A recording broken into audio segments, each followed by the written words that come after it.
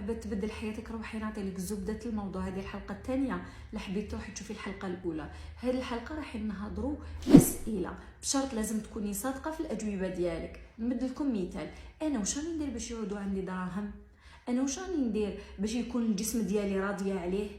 الجواب ديالك الصادق رايح يخليك تعرفي اسكو راكي تمسخري بروحك وراكي قاعده تضيعي في الوقت، ولا ديري وما راكيش عارفه، ولا لازم لك حلول اخرى. راح نشاركها معكم اليوم، فكره خطيره لي زيكزامبل في حياتكم من الناس الناجحين، وشنو اللي يمنع باش انت تكوني كيما هما ولا خير منهم.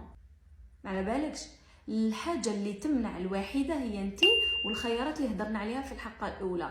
ابارسا ما كاين حتى مانع. اي حاجه تتعلق بالمال والنجاح، جمال ولا الثقافه ولا الرياضه ولا اي حاجه حابه تبدليها في حياتك، هي لازم لها مجهود. هذا ما كان ما قدمتيش مجهود مش راح توصلي وين راكي حابه. والناجحين راكي تشوفي فيهم قدموا مجهود.